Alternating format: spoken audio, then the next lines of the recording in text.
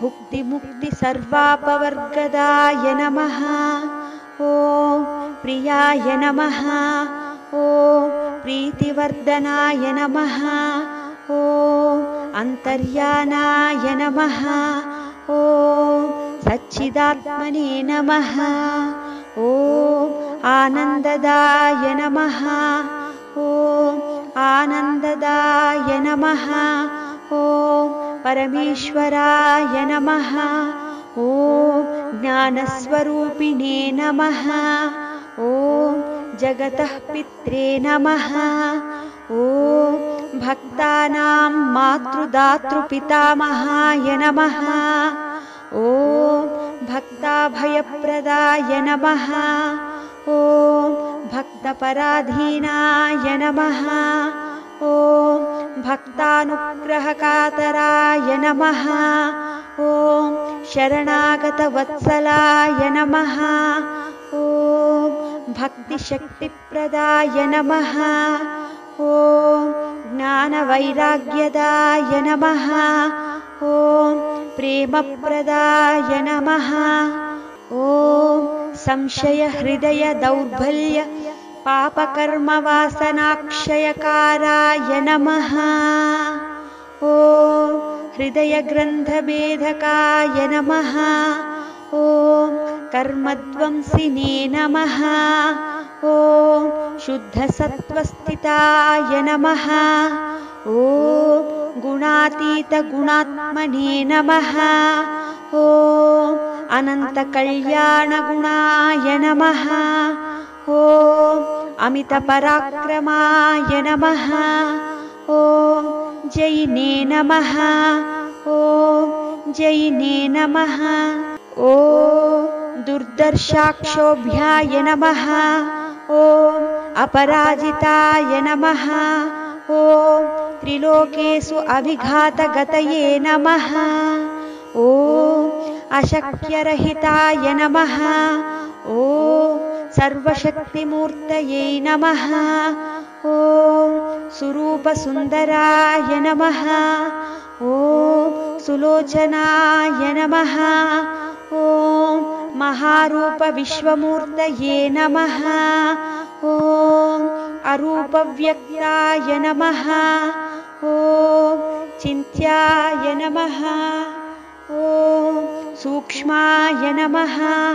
ॐ सर्वान्तर्यामिने नमः। ॐ मनोवागतीताय नमः। ॐ प्रेममूर्तये नमः। ॐ सुलभदुर्लभाय नमः। ॐ असहायसहायाय नमः। ॐ अनाथनाथये नमः। ॐ सर्वभारभ्रते नमः।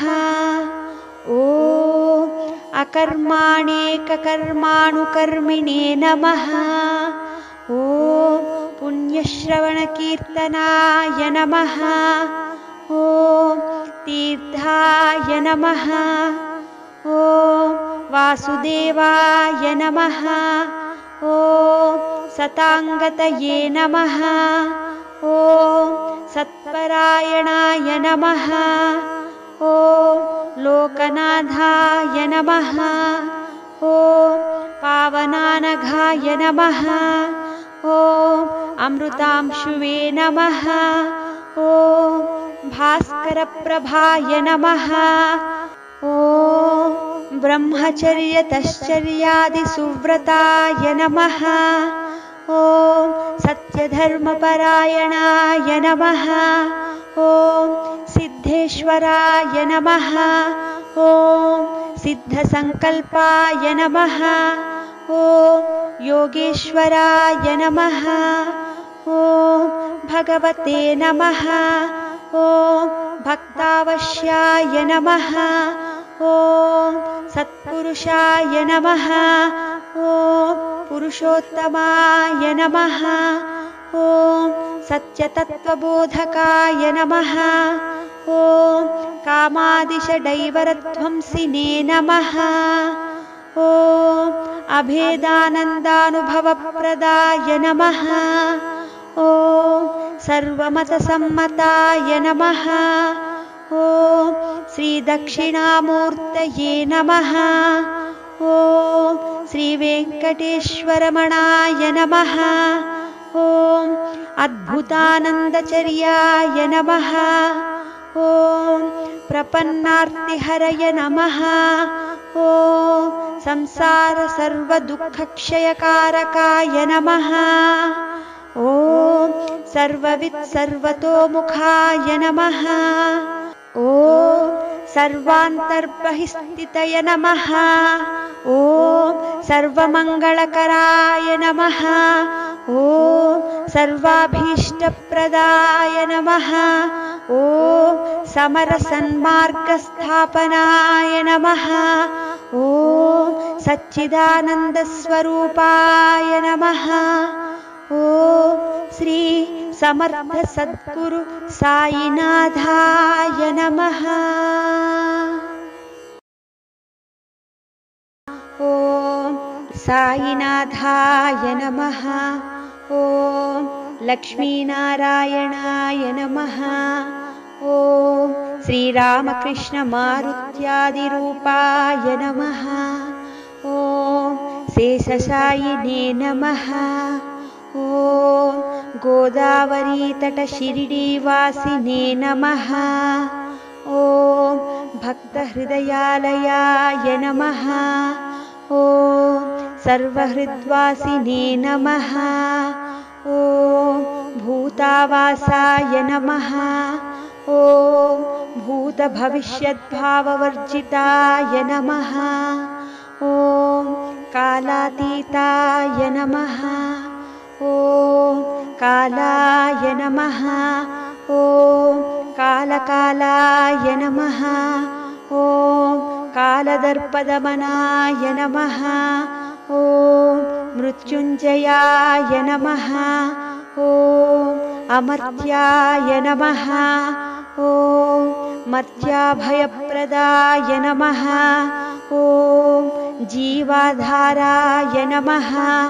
ॐ सर्वाधाराय नमः। ॐ भक्तावनसमर्थाय नमः। ॐ भक्तावनप्रतिज्ञाय नमः।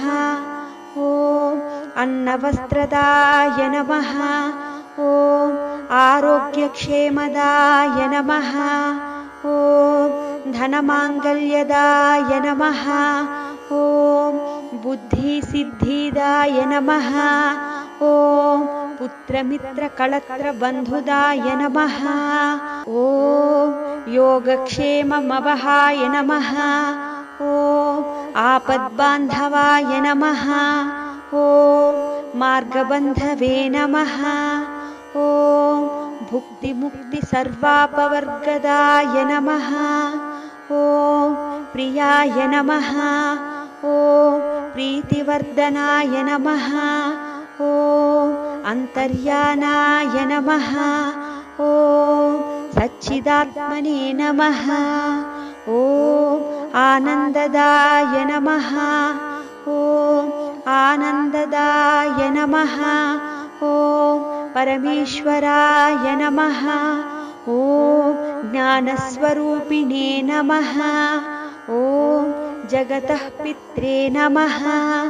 ॐ भक्तानां मातृदातृपितामहाय नमः। ॐ भक्ताभयप्रदाय नमः। ॐ भक्तपराधीनाय नमः। ॐ भक्तानुग्रहकातराय नमः। ॐ शरणागतवत्सलाय नमः। ॐ भक्तिशक्तिप्रदाय नमः। ॐ ज्ञानवैराग्यदाय नमः। ॐ प्रेमप्रदाय नमः। ॐ संशयहृदयदौर्बल्य पापकर्मवासनाक्षयकाराय नमः। ॐ हृदयग्रन्थभेदकाय नमः। ॐ कर्मध्वंसिने नमः।